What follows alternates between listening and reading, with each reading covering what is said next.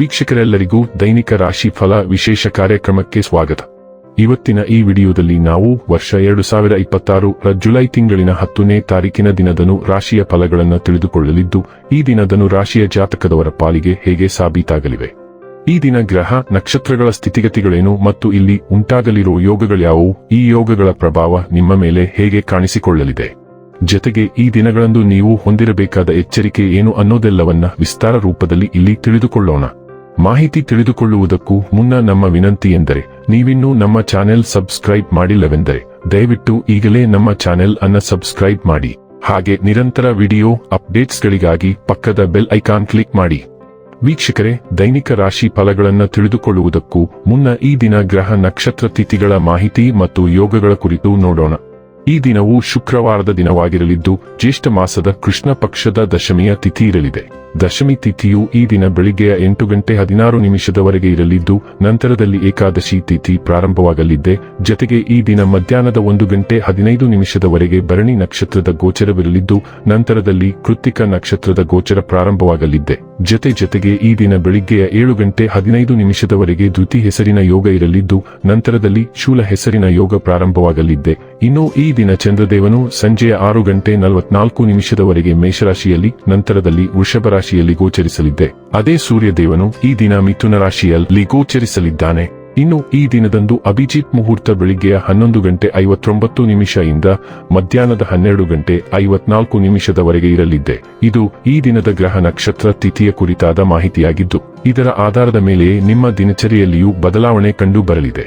ಇನ್ನು ಈಗ ಈ ದಿನದನು ರಾಶಿಯ ಫಲಗಳ ಕುರಿತು ನೋಡುವುದಾದರೆ, ಕ್ರೀಡೆಗಳು ಸಾರ್ವಕಾಲಿಕ ಯೌವನದ ರಹಸ್ಯವಾಗಿದ್ದರಿಂದ ಯಾವುದಾದರೂ ಆಟಗಳಲ್ಲಿ ನಿಮ್ಮನ್ನು ತೊಡಗಿಸಿಕೊಳ್ಳಿ. ಇಂದು ಯಾವುದೇ ಸಹಾಯವಿಲ್ಲದೆ ನೀವು ಹಣವನ್ನು ಗಳಿಸುವಲ್ಲಿ ಸಮರ್ಥರಾಗಿರುತ್ತೀರಿ. ಸಂಬಂಧಗಳೊಂದಿಗಿನ ಸಂಬಂಧಗಳು ಹಾಗೂ ಬಂಧಗಳ ನವೀಕರಣದ ಒಂದು ದಿನ. ಈ ದಿನ ನಿಮಗೆ ಗುಲಾಬಿಗಳ ಸುಗಂಧವನ್ನು ತರುತ್ತದೆ. ಪ್ರೀತಿಯ ಭಾವಪರವಶತೆಯನ್ನು ಆನಂದಿಸಿ. ನಿಮ್ಮ ಮೆಚ್ಚುಗೆ ಮತ್ತು ಪ್ರತಿಫಲಗಳನ್ನು ಪಡೆಯುವ ಯಾವುದಾದರೊಂದು ದೃಢ ಯೋಜನೆಯ ಭಾಗವಾಗಿರುತ್ತೀರಿ. ಸಾಮಾಜಿಕ ಹಾಗೂ ಧಾರ್ಮಿಕ ಕಾರ್ಯಗಳಿಗೆ ಅತ್ಯುತ್ತಮ ದಿನ. ನೀವು ಮತ್ತು ನಿಮ್ಮ ಸಂಗಾತಿ ಇತ್ತೀಚಿನ ದಿನಗಳಲ್ಲಿ ಬಹಳ ಸಂತೋಷದಿಂದಿಲ್ಲದಿದ್ದರೆ ನೀವಿಂದು ಹುಚ್ಚು ಮ್ಯೂಜನ್ನು ಹೊಂದಲಿದ್ದೀರಿ. ನಿಮ್ಮ ಹಳೆಯ ಸಿದ್ಧಾಂತಗಳು ಹೊಸ ಮತ್ತು ಆಧುನಿಕ ಸಿದ್ಧಾಂತಗಳಿಗೆ ಬದಲಾಗಬಹುದು. ಇಂದು ವಿಭಿನ್ನವಾಗಿ ಯೋಚಿಸಬೇಡಿ, ಅದು ಇತರರ ಮೇಲಿನ ನಿಮ್ಮ ಅನಿಸಿಕೆ ಮೇಲೆ ಕೆಟ್ಟ ಪರಿಣಾಮ ಬೀರುತ್ತದೆ. ಯಾವುದೇ ಹೆಜ್ಜೆ ಇಡುವ ಮೊದಲು ನೀವು ನಿಜವಾಗಿಯೂ ಏನು ಬಯಸುತ್ತೀರಿ ಎಂಬುದನ್ನು ಆತ್ಮಾವಲೋಕನ ಮಾಡಿಕೊಳ್ಳುವ ಮೂಲಕ ನಿಮ್ಮನ್ನು ಮರು ಮೌಲ್ಯಮಾಪನ ಮಾಡಿ. ಮನೆಯ ಅಗತ್ಯಗಳನ್ನು ಪೂರೈಸಲು ಹೊಸ ವಾಹನ ಮತ್ತು ಇತರ ಆಸ್ತಿಗಳನ್ನು ಖರೀದಿಸಲು ಒಳ್ಳೆಯ ಸಮಯ. ಆರೋಗ್ಯ ಮತ್ತು ಸ್ವಾಸ್ಥ್ಯ ಬಗ್ಗೆ ತಿಳಿದುಕೊಳ್ಳೋಣ. ನಿಮ್ಮ ಶಕ್ತಿ ಹೆಚ್ಚಾಗಿರುತ್ತದೆ, ಆದರೆ ಉರಿಯೂತ ಅಥವಾ ಕೊಲೆಸ್ಟ್ರಾಲ್ ಸಮಸ್ಯೆಗಳ ಬಗ್ಗೆ ಎಚ್ಚರದಿಂದಿರಿ.